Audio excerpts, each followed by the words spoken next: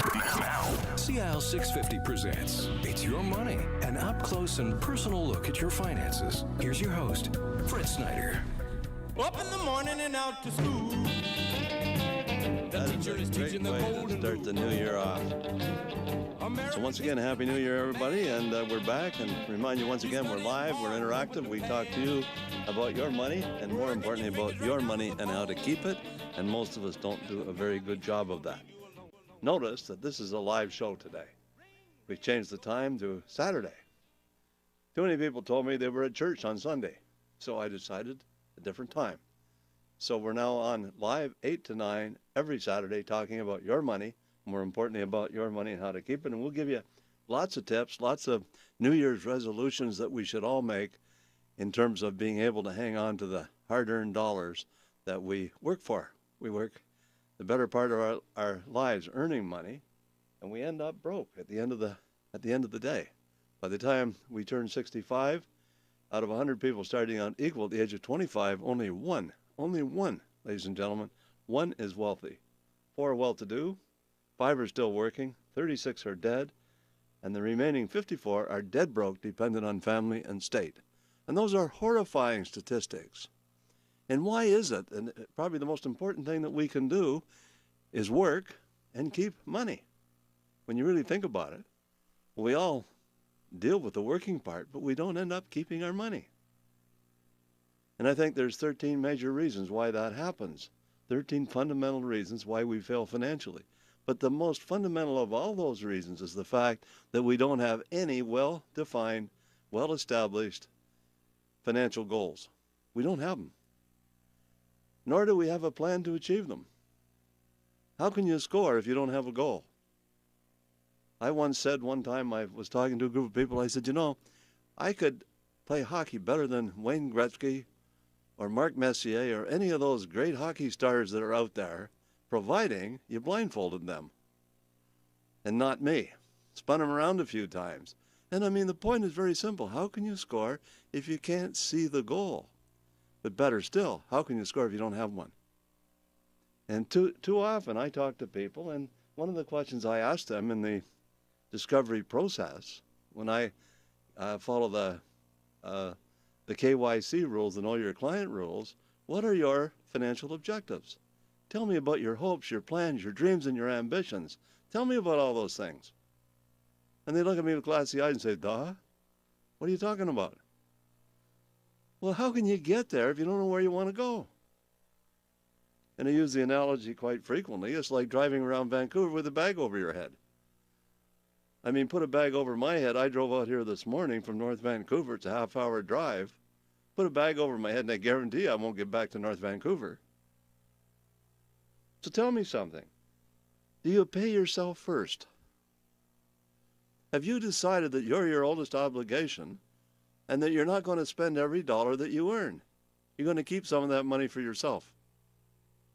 And having done that, you've accumulated a large cash reserve. Maybe you have too much money in the bank. So here's the question. Do you have too much money in the bank? Do you have too much of your money out there earning less than 2%? Do you have too much money earning interest, which is fully taxable? If you have a lot of money, if you have a high net worth, what happens the moment you die? Have you dealt with the deemed disposition that occurs when the tax man comes along, sticks his or her hand out, and says, we want a piece of all that? After all, we are your partner. I heard George McGovern once say on CNN, you probably remember him, he ran for president at one time, but he said, had I been elected president, he was being interviewed by Larry King, had I been elected president, I would have taxed estates at 100%. In other words, your kids, your beneficiaries, don't get anything. Your estate pays 100% tax. And King said, well, why in the world would you do that? He said, well, if they have anything, we didn't tax them enough in the first place. So I want you to think about the fact that we have governments out there that think that way. They want our money. So at one point in time, it's your money, and later on it becomes their money. And after all, they need it because they don't know how to manage their own affairs. They're so massively in debt. running huge deficits. The U.S. has a current deficit of pushing $18 trillion. $18 trillion. That's $40,000 for every man, woman, and child in the United States. 40,000. And we say, well, glad we're not in that position. Well, guess what? It's 40,000 for every man, woman, and child in Canada, too. It's the same thing. And if the government of Canada is spending $20 to $40 billion a year more than they collect in taxes, how are they financing that shortfall? Well, they sell bonds. They borrow the money from foreigners, and they borrow from residents of Canada as well. And then they have to pay interest on that money. There was one time, a few years back under Mulroney, if you looked at the Canadian budget, over $40 billion was interest expense alone. Just the interest on the national debt was over $40 billion. Now, how can you operate like that? How can any entity, be it the federal government, the provincial government, municipal government, companies, or individuals, how can anybody operate when they spend more than they earn? So I say to people when they come and see me, well, tell me about how much you spend. Tell me about how you spend your money. Duh. Don't have any idea. Well, how much does your house cost? How much do your groceries cost? How much does it cost to travel? Well, how much do you spend on your vacation? How much do you give to the church or charity? How much income tax do you have to pay? This is all outflow money. This is money that goes out. You earn money because you work for it. You get a salary, you get a paycheck. Often they deduct taxes at source and other source deductions, and you get what you call your take-home pay. So what happens to your take-home pay? How do you spend it? How much should you be spending? Where do you find a benchmark to compare what you're spending with? Basically and fundamentally, ladies and gentlemen and listeners out there, fundamentally it's about a budget. It's about cash flow. Cash flow is what you have left over at the end of the month, if anything. Or cash flow is about what you're in the hole at the end of the month if you have a shortfall, if you spend more than you earn. And if you overdraw your bank account $10,000 in a month, where does the $10,000 come from? You can't just say to your bank, well, don't worry about it. It'll just disappear all by itself. I heard someone once said that Trudeau said the budget will balance itself. Ladies and gentlemen, I got news for you. It doesn't. Okay? You got to learn to manage your money. You got to learn to keep track of your money. You got to figure out, this is what's happening to my money. I have a deficit. I got to fix that. That means I got to spend less. So if I'm going to spend less, what do I cut back on? Well, is there some way to reduce the taxes I pay? Can I make the interest on my mortgage or other debts tax deductible? Can I refinance my credit card debts that I'm paying 18% on, and can I refinance those at 2% or 3%? Can I reduce the cost of my life insurance? Have I looked and searched and shopped for life insurance so I get the cheapest rate for insurance? And how about car insurance? You've all heard that Geico ad on CNN, cut your car insurance by 15%. Well, have we looked at that? What are some of the ways that we can shave and cut down on our expenses? And maybe it's a big mystery to me and it's scary to me and I'm having problems wrestling with it and all that. Where can I get help? Okay. Where can I find a coach? Somebody that can pick up the phone and say, hey, how do I do this? Well, I got news for you. I'm here right now. That's what I do. You can call me. You can call me right now if you want at area code 604-280-0650. If you're calling long distance, it's 877-280-0650. Going to repeat those again. The station call letters are 0650. So all you got to do is dial 604-280-0650. Calling long distance, 1-877-280-0650. You can log on, www.cisle.650.com. But if you're shy or reluctant, for any reason whatsoever, to talk on the air, Frida's down at the office.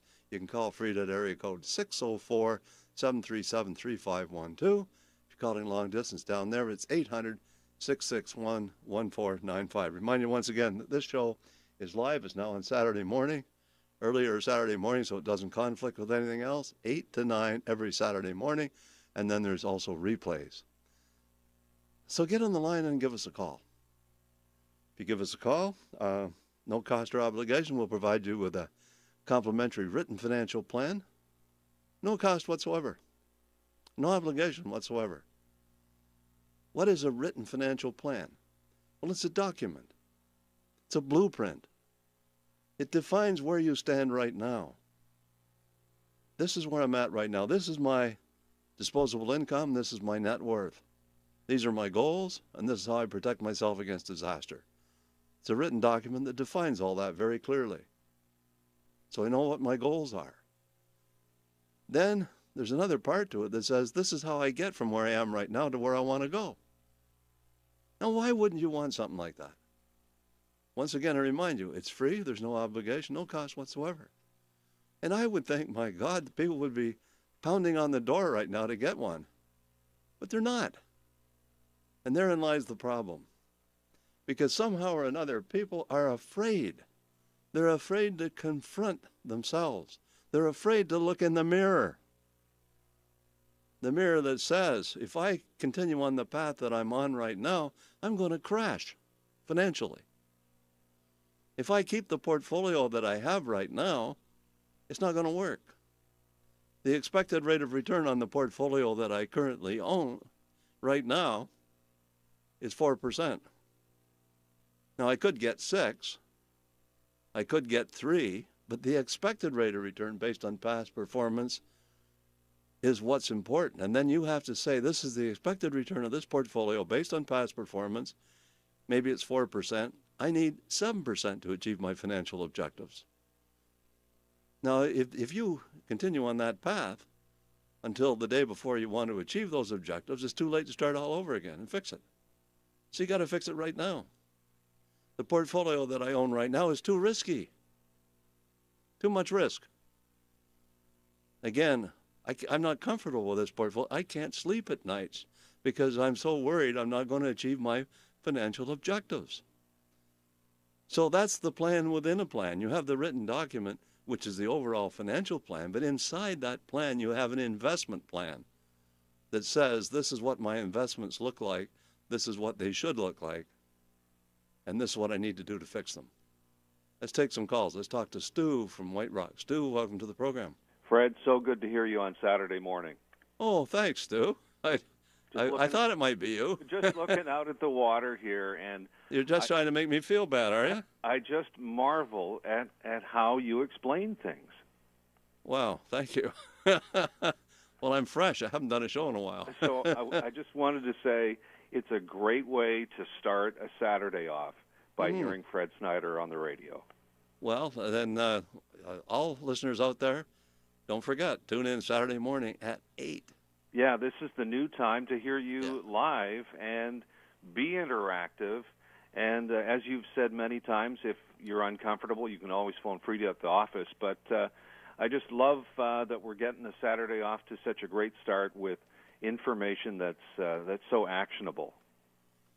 Well, you know, Stu, I've been in the business for a long time. I don't want to admit how long. I'm ancient. But the fact of the matter is, when you've been around as long as I have in this business, you've seen all kinds of situations, all kinds, and I mean all kinds. But the one thing that stands out like a sore thumb is the fact that very few people have a written financial plan, and probably just as many don't even know what it is. To me, it's shocking when it really should be the most important thing other than your health in your whole life. You know, I used to say to people, do you have a written financial plan? They'd say, yeah. Well, I said, well, tell me about it. Well, I bought it from a life insurance agent. And after questioning, I found it's not a financial plan. It's a product. It's a whole life policy. Okay? They think they have a financial plan when they bought an insurance policy. Or I have a portfolio of stocks with a stockbroker. That's my financial plan. That's not a financial plan. That's a bunch of products. You need a plan and you need the products. I'm not suggesting you don't need the products, but the products have to be part of a plan. Okay? Do you think people are overwhelmed, Fred? Or Oh, I think so. And the biggest problem is they don't teach us what we're talking about in school. Yeah. Okay? And they're scared. You know, they're scared. These kind of people are afraid to go to the doctor because the doctor might tell them they have cancer. And that's ridiculous when you think about it, because the sooner you get to the doctor if you have cancer, the more chance you have of curing it. But in the healthcare system, there are specialists. In the financial area, there are people that just simply know from all the years of experience to just get you on the right path. And it's a new year. What a great idea to just check it out. Well, the bottom line, Stu, and again, there's no cost, there's absolutely no obligation. Everybody that gives me a call, and I don't care if they call me on the air or not, they can call me on the air because I want to have conversations with our listeners about their money and how to keep it. But they don't really have to if they're shy. They can call Frida. Yeah. They can call Frida and tell Frida, look, Frida, I want Fred to prepare a written financial plan for me. I understand there's no cost or obligation. What do I have to do to get it? And having said that, the second part of that is that we will give you a written analysis, a ProStation report, which is an analysis of the portfolio that you have right now. It will tell you everything you need to know about the existing portfolio that you own. That's like a portfolio checkup. Yeah. It will say the expected rate of return on your portfolio based on past performance is whatever, 6%, 7%, 2%. I've seen them all over the place. I've had people come to see me, the rate of return on their portfolio is averaging 2%. And it's a highly risky portfolio. It's highly risky on top of that. And worse than that, they don't even know it. Okay? Yeah. And I say, well, when's the last time you talked to your financial advisor? Well, I haven't seen him in 3 years. That's the kind of stuff you face all the time. Wow. Okay? Well, Fred, I'm going to let you go so you can get back to no, I'm just going to say one more thing. I have a great dentist. Yeah. I have a dentist appointment in 2 weeks. I got an email yesterday just to remind me. I think that's cool. Absolutely. Okay. I think that's the way it should be. Stu, I can't tell you how much I appreciate your call. Fred, have a great show, and again, it's just fantastic to get a Saturday morning off to a great start like this. Okay, Stu, you take care. Enjoy the rest of the weekend. Thanks, Fred. Bye for now. Bye. Okay, Stu's line, Stu from White Rock, that line is now open. And again, I remind you, we're taking your calls. We're talking about your money, more importantly about your money and how to keep it. And you may have a question of any kind whatsoever regarding your portfolio, regarding your financial plan, regarding your financial planner, regarding insurance. Do you have the right kind of insurance? Is there some way I can reduce the cost of my insurance? I want to talk. One of the things I planned on doing here today, I got here a little bit late. I've got to admit I slept in. Not used to getting up at this time. But the bottom line is, one of the things I'm going to talk about next week is taxes. I want to talk about the importance of mitigating your taxes. Mitigating your taxes means legally reducing them. Doesn't mean eliminating them. What are some of the ways and what are some of the taxes that we have to pay? I want you to think about this for a minute. Let's just suppose for a minute that you could get a rate of return on your money of 7%. Let's say your portfolio, the expected rate of return comes out at 7%, which isn't bad. It's decent. So let's say you get 7%, but the 7% is fully taxable. If you're in a fairly substantial tax bracket, you're going to lose 40% of the 7%. Okay, that means you net 60% of the 7%, which is 4.2%. So your gross return is 7, your net is 4.2. Now, if inflation is 3%, and that's what it's averaged in the past, take 3% off of what's left. What do you got? A real return of 1.2%. Now, you tell me how you can become financially independent on a rate of return of 1.2%. It isn't enough, ladies and gentlemen, listeners out there. So how are you going to do better? Well, one of the ways, without increasing risk, you can increase risk and get a rate of return maybe better than 7%, but then you may lose too. But if you can legally mitigate your taxes so that you're not losing 40% of the 7, what if you only lost 20% of the 7? That means you net 80. Okay? So if you net 80% of 7%, that's 5.6%. Okay, if inflation is 3, your real return is 2.6. You've just doubled your rate of return by legally mitigating your taxes. And if you get dividends and capital gains and you're in the very top tax bracket, your tax bracket is reduced to about 20% from 40. I'm generalizing when I say that, but that's, it's too complicated to get into intricate details on all that. But basically, that's what you have to do. You have to shop for the best mutual funds, the best stocks, the best performing asset classes that are out there, and you have to mitigate your taxes. So the return that you get on your money after taxes, that's what your money grows by. And if your money grows and you become a high net worth investor and you end up with a lot of money, maybe $5, maybe $10 million, and you own a small business, at the instant of death, the government says, let's pretend, they don't tell you this because you've passed away, they tell your executor, let's pretend that Joe sold everything he owned. He'd have to pay $1 million in taxes if he did. Well, tell you what, we'll make that pretension and send us the money anyway. It's called a deemed disposition. So when you pass away, where does your executor find the money to satisfy the government? Where does it come from? Do you sell the business? Do you borrow the money? Do you finance the taxes with CRA? What do you do?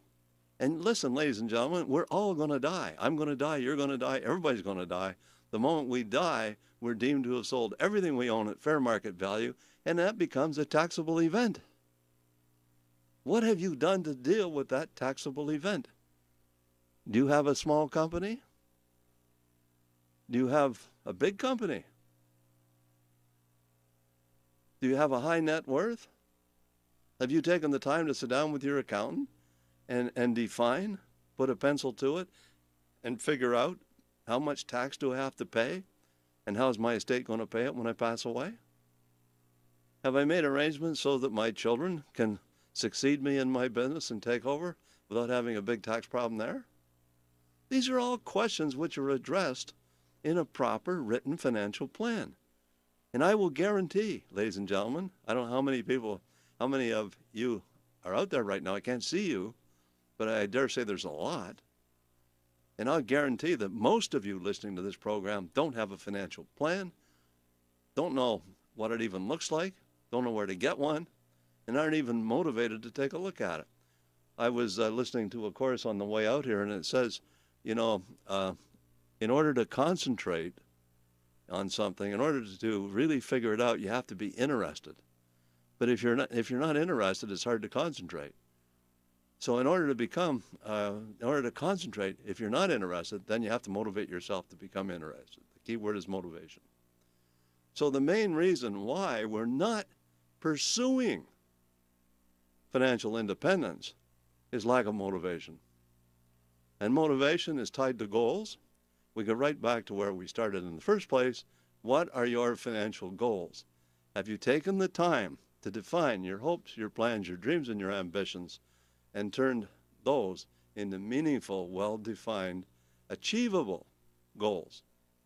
That's what you need to do. Let's talk to Phil from North Vancouver. Phil, welcome to the program. Thank you. Hi, Phil. Thank you for calling. You're welcome. I've been listening to your program off and on over the last couple of years, and I've been wanting to call you, and this morning I thought I'd just give you a call. And just what really interested me, caught my attention, was what you were saying, like if you're collecting 7% in mutual funds or whatever, and then you're taxed on that around 40%, and then you got the inflation at 3%, that leaves you with about 1.5%. Yep, that's right. Maybe. Mm-hmm. And I thought, what is the point of even leaving my money in there? Because it's just not worth it. Well, the alternative to not saving and accumulating money is called poverty. Yeah. Okay, so that's the opposite side of it. It's a huge dilemma. I couldn't agree with you more. But failure is not an option. Financial failure, I don't think, is an option. Not for me, anyway. I think what you have to do, you have to find a way to mitigate your taxes. You got to find a way to reduce your taxes. In that example that I use, like for example, if you receive interest income or employment income, it's fully taxable. The top tax bracket in British Columbia today is 50%. I think it's 120,000 and more. The marginal tax rate in there is 43.7. You don't have to come down the scale much more before you're in a 40. So when I use 40, I was being generous. Yeah. It's worse than that for a lot of people. The people with money, high net worth people, are in high tax brackets. So if your income is over $150,000 and you live in British Columbia, your marginal rate of tax is 50%. Marginal means that's what you pay on the last dollar that you earn. Okay? Yeah. Now, if you're in a 50% tax bracket and you receive capital gains instead of dividends, only 50% of the capital gain is taxable. So if you figure the tax you pay on that at the marginal rates on the taxable capital gain, it comes to 20%, approximately. On dividends, it's about 20% as well. So you reduce the tax from 50 to 20. That's pretty good. That means you net 80% of everything.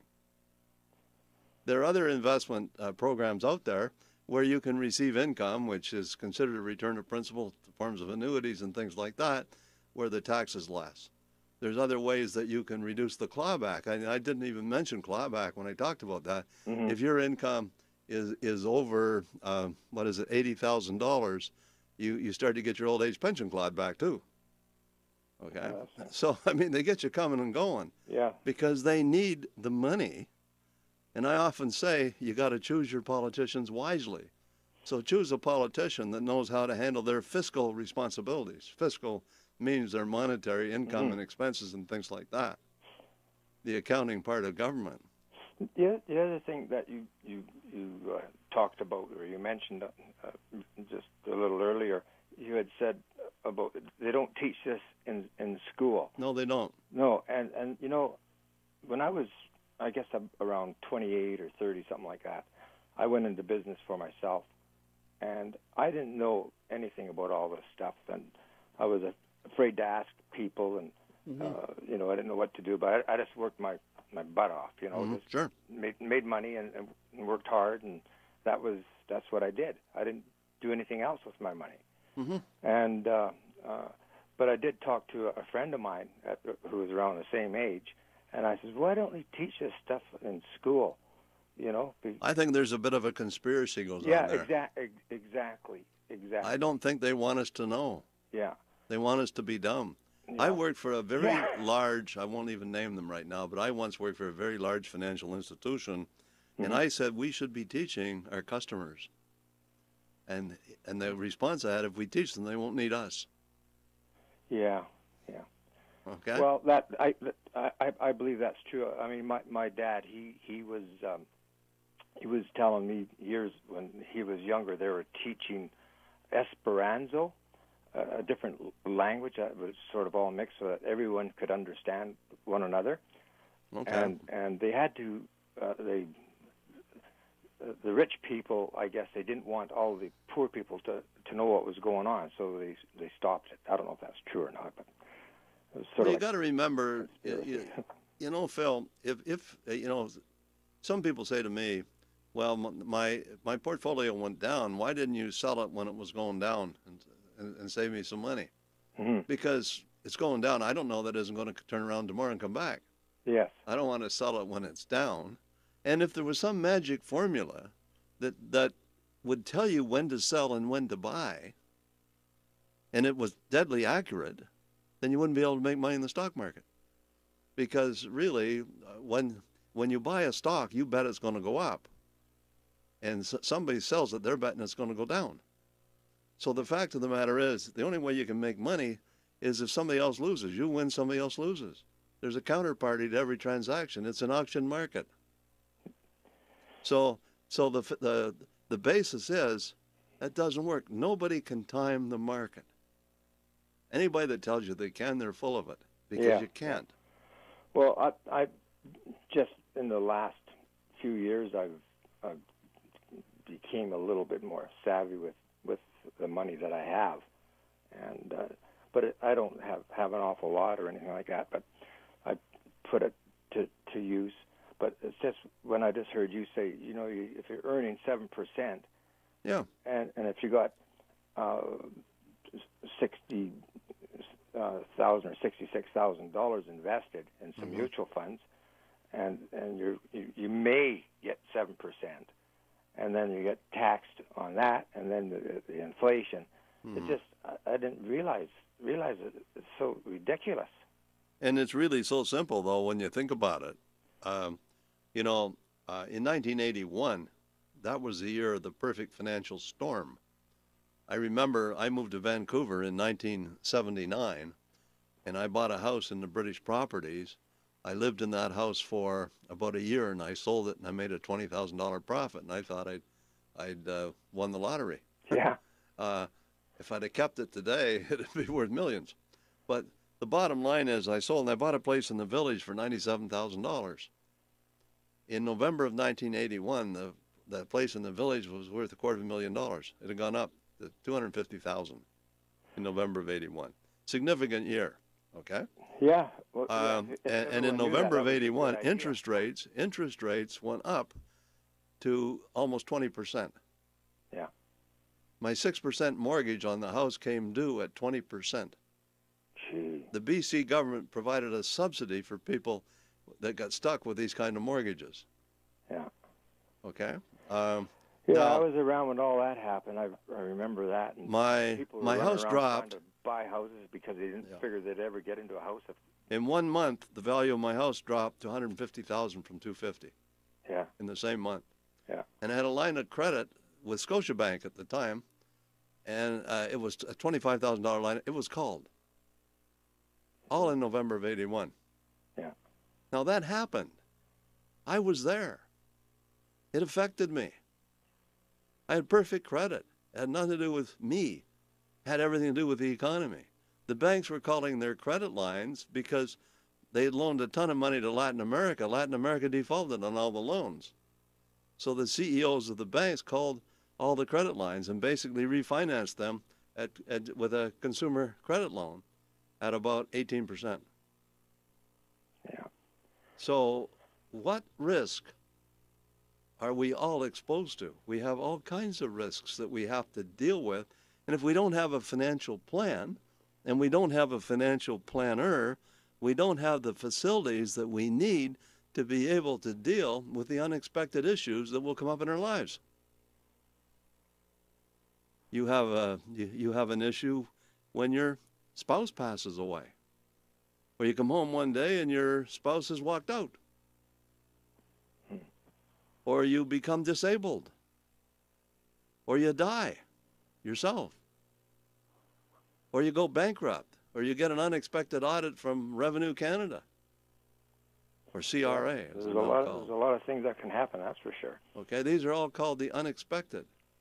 So the number at the office is area code 604-737-3512.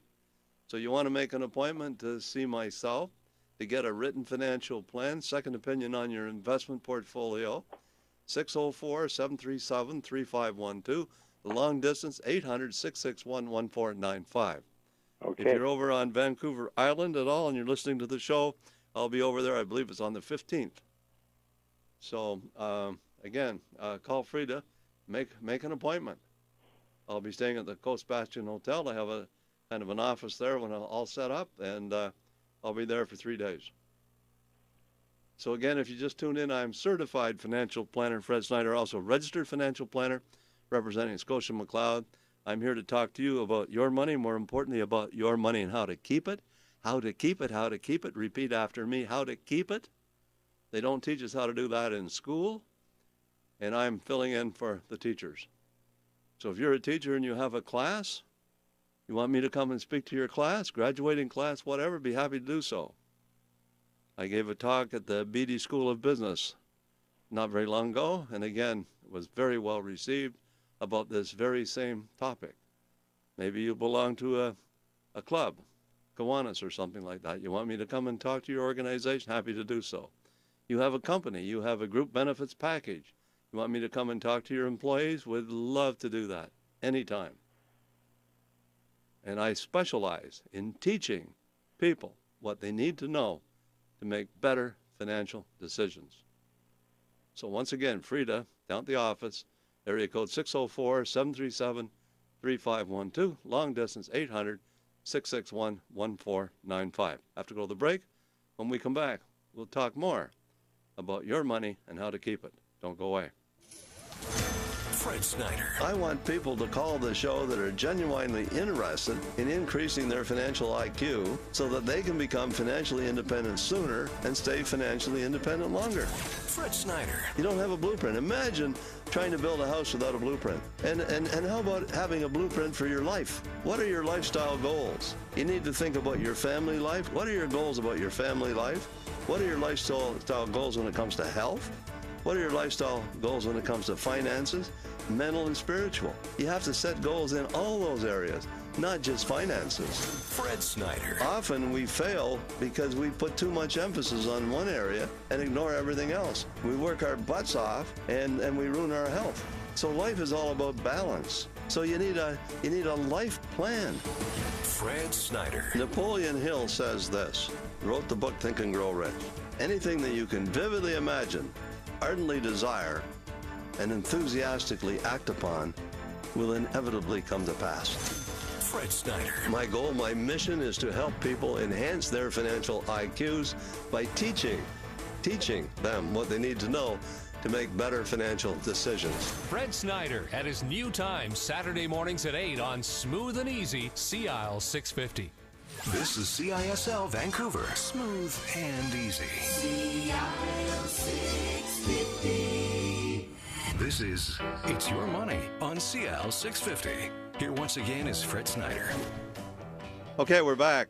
Remind you once again, we're live on Saturday morning, 8 to 9, every Saturday morning.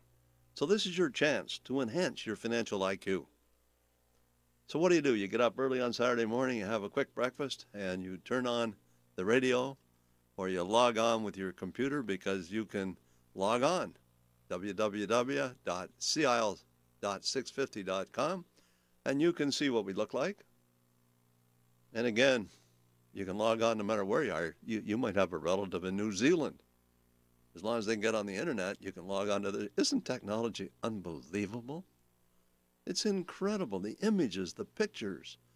Pictures worth 1,000 words, so I can show pictures. That's why I bring my laptop computer. I haven't got it up here and running the way I want it today, so I'm going to operate without it today. Because sometimes I just like to be a free spirit and not be roped in by the guidelines of the information superhighway or whatever. So I can, if I want to make a reference to it, I can, but I really don't want to right now. So I remind you once again, we're talking about your money and how to keep it. So here's a proposition for you. I want you to answer these questions rhetorically to yourself. Do I have a written financial plan? Do I have a plan? Is it in writing? Now, the answer to that is yes, no, or I don't know. If it's no or I don't know, it's time to make a phone call. Do I get a written review of my portfolio at least once a year from my financial advisor? Do I have a face-to-face meeting with my financial advisor at least once a year? If the answer is yes, okay. Then the next part of that question is, should I get a second opinion? Am I happy with the advice that my financial advisor gives me? Am I comfortable with that advice? Is my financial advisor competent and honest? These are key questions. And when in doubt, time for a second opinion. Time for a phone call. Time to call Frida. Once again, area code 604-737-3512. Long distance 800-661-1495. Do I know what my unique number is? I'm going to let that sink in for a second or two. my unique number. My unique number is something like this. I'm 40 years of age.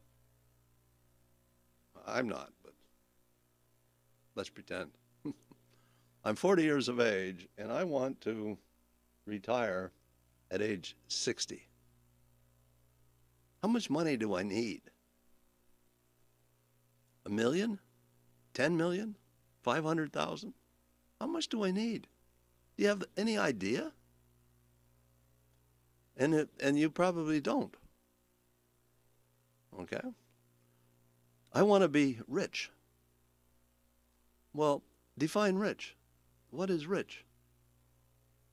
So let's go back to how much do I need? This is how you calculate that. I want to retire at 60. The income that I need to live the lifestyle that I want is $50,000 a year. I figure that my life expectancy is age 85. So I want my money to last between age 60 and 85. I want my money to last for 25 years. And I need $50,000 a year. But that still isn't enough because I have to factor in inflation. So what do I factor in for inflation? Well, I take the first $50,000 and multiply that by 1.3, and that's the amount of money I'll need the second year. Then I take the result of that and multiply that the next year by 1.3.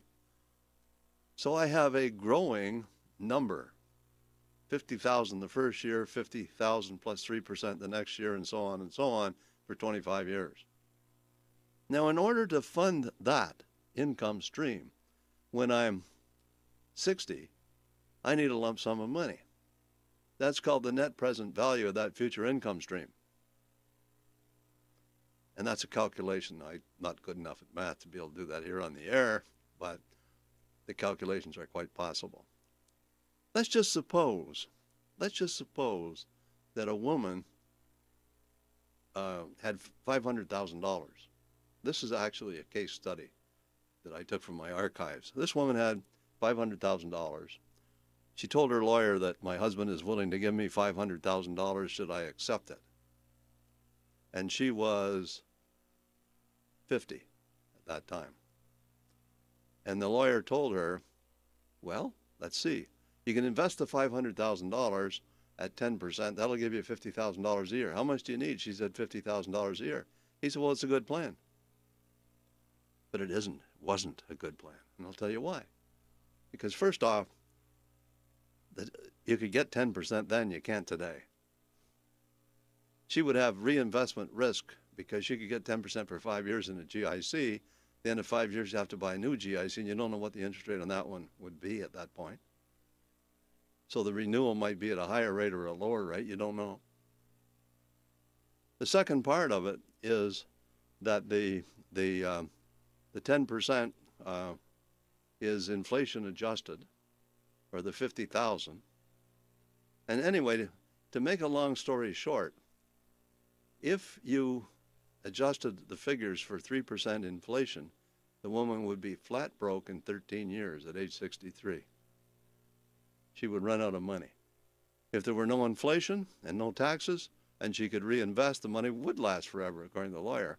But the lawyer was not a good financial advisor. He was a good lawyer, but maybe not a very good financial advisor. Okay? Now, I'm not saying that some lawyers aren't good financial advisors, but many aren't. And this is a good case. So if you're out there, you're just tuned in, I'm certified financial planner Fred Snyder, also registered financial planner. We're talking about your money, more importantly about your money and how to keep it. And I guess when we talk about financial goals, I think the fundamental reason why people save and invest money is to generate income, future income. So if you have $1 million or 10 million or 30 million or whatever you have, it's the income from that money that matters. And what are the risks that income is exposed to? We just talked about some of them: reinvestment risk, the risk of inflation, the risk of taxes. These are all issues. And again, you don't want that money to die before you do. You want that money to live as long as you do, longer if necessary, because then your kids will get whatever's left over when you pass away. So in a written financial plan, you have a part of the financial plan which is dedicated to establishing your goals. So page 1 would say, these are my hopes, my plans, my dreams, and my ambitions. I want to spend 2 months of every year in the tropics. Okay?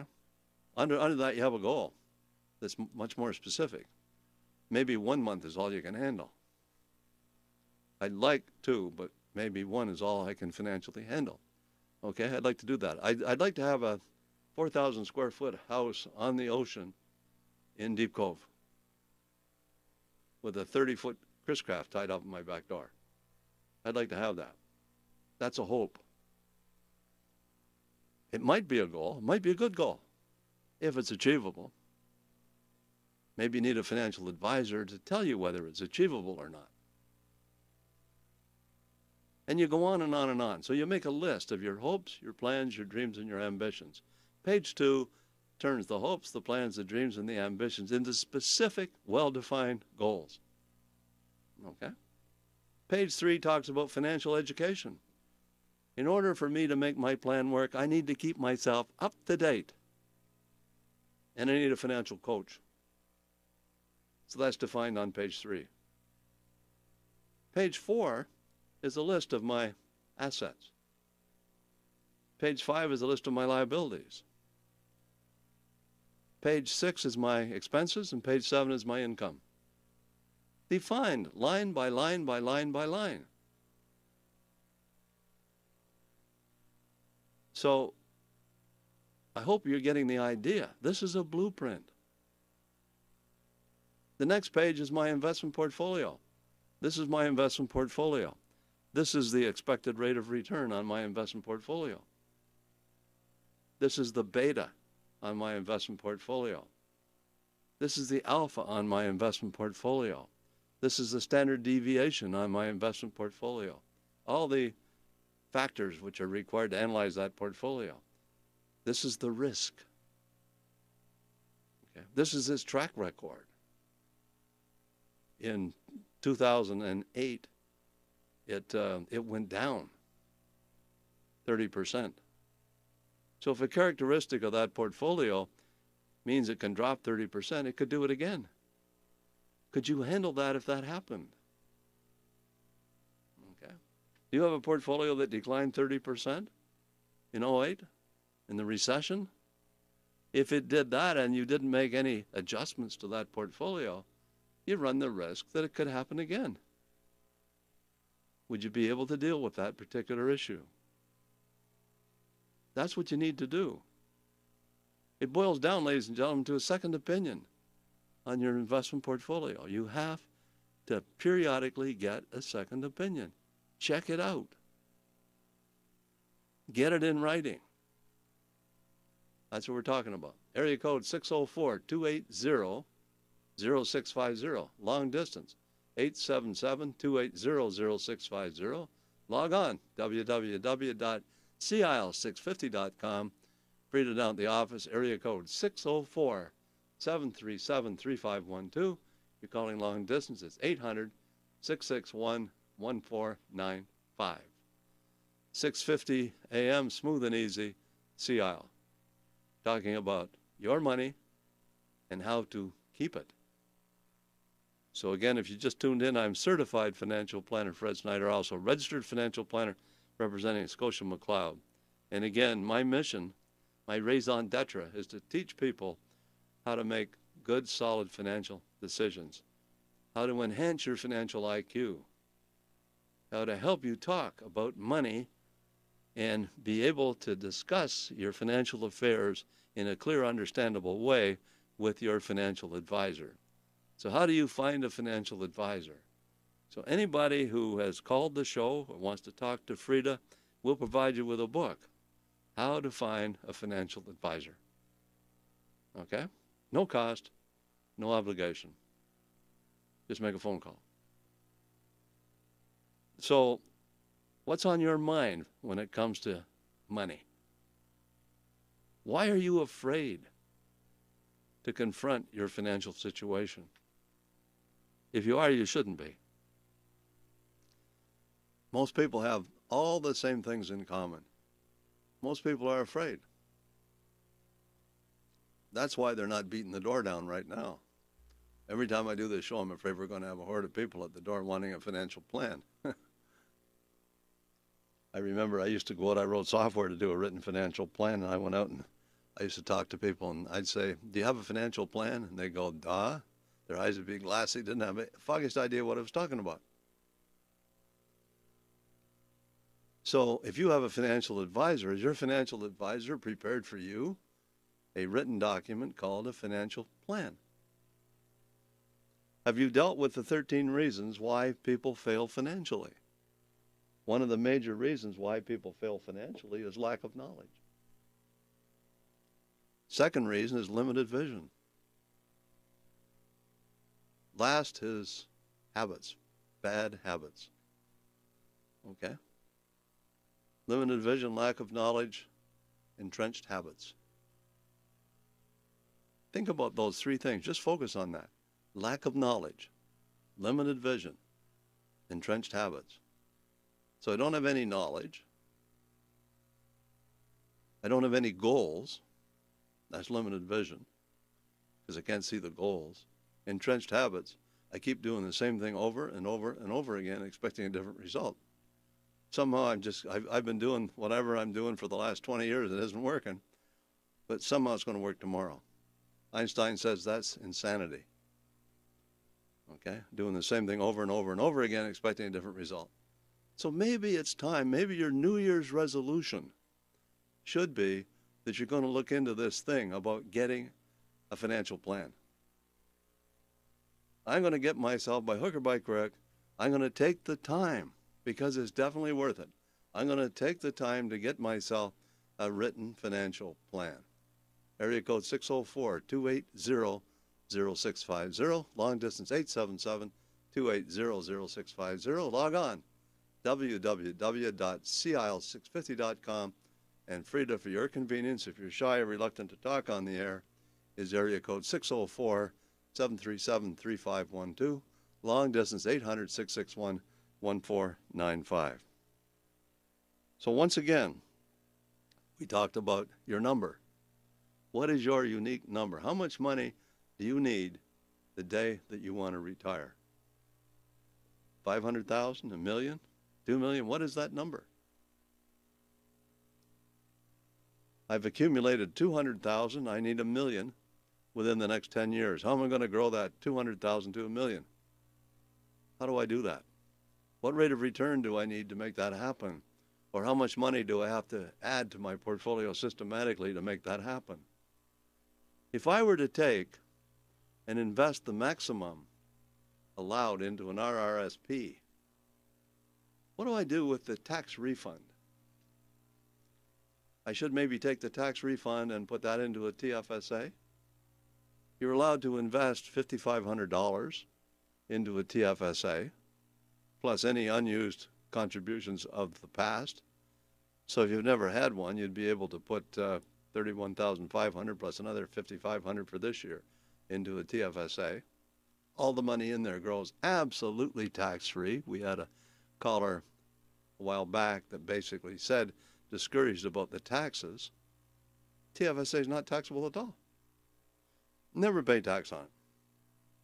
So if you put some money into a TFSA and you double that money, let's say you put the maximum in, which is $36,000, we'll say, and you get a rate of return on that at 12%, and it didn't promise that, it didn't say that's guaranteed, but it's possible. You get a rate of return at 12%, you'll double the money in 6 years. So 6 years from now, you will have made $36,000 tax-free. And if you don't have a TFSA, I have news for you, you should have one. Lots of people think TFSA, tax-free savings account. So you got to put the money into a savings account. They should have called it investment account, not savings account, because you can have any investment that qualifies as an RRSP inside a TFSA. And you got to be careful you don't make over contributions, because if you make an over contribution, you're subject to a penalty. So if you over contribute, we'll say by a certain amount of money, and you get a penalty, that can often happen because you make a withdrawal and you put it back the same year. So if you take money out of a TFSA, you can't put it back the same year you take it out, but you can put it back the next year. So you can borrow from your TFSA. But the key factor is that you can have investments in there that can get some incredibly good rates of return, and it's all tax-free. It's not taxed as a capital gain. It's not taxed as dividends. It's not taxed as interest. It's tax-free. My son told me that he has a friend that's got $300,000 in his TFSA. Now, how's that possible when the maximum up until the end of last year was $31,000?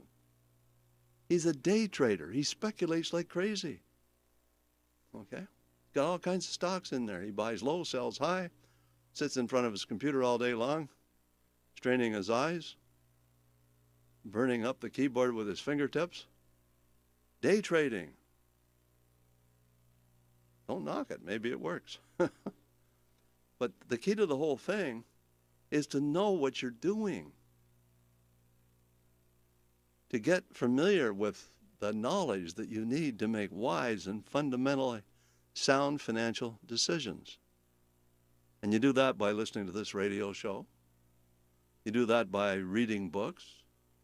You do that by getting a financial plan, reviewing it frequently, having a financial sidekick, a financial coach, somebody that can coach you when it comes to how you deal with your money, and make sure that that person is really seriously interested in your best interests.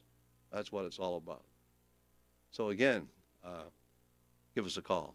Area code 604-280-0650, long distance 877-280-0650. Log on, www.CIL.650.com, and Frida is down at the office for those who are shy or reluctant to talk on the air. Area code 604-737-3512, long distance 800-661-1495. In signing off today, I'm just going to review the 13 reasons why we fail financially, because again, any one of these factors can get in your way, can be a roadblock to you achieving your success. Lack of knowledge, limited vision, entrenched habits. Number 4 is not understanding the time value of money. You understand about compound interest. Unsuitable investments, investments that are too risky. For me, I see this all the time. I talk to people, I say, what is your tolerance for risk? And they say low. Well, then how come you have a high-risk portfolio? Doesn't make sense. Inflation, paying too much tax, the unexpected, paying too much for the wrong kind of life insurance, lack of a plan, keeping the plan up to date, procrastination, doing it yourself. We've talked about all that and much more today, and I'd like to thank you all for participating in the show. And once again, Happy New Year. Give Frida a call. Bye for now. If you'd like Fred to review your portfolio, call his office right now at 604-737-3512. That's 604-737-3512.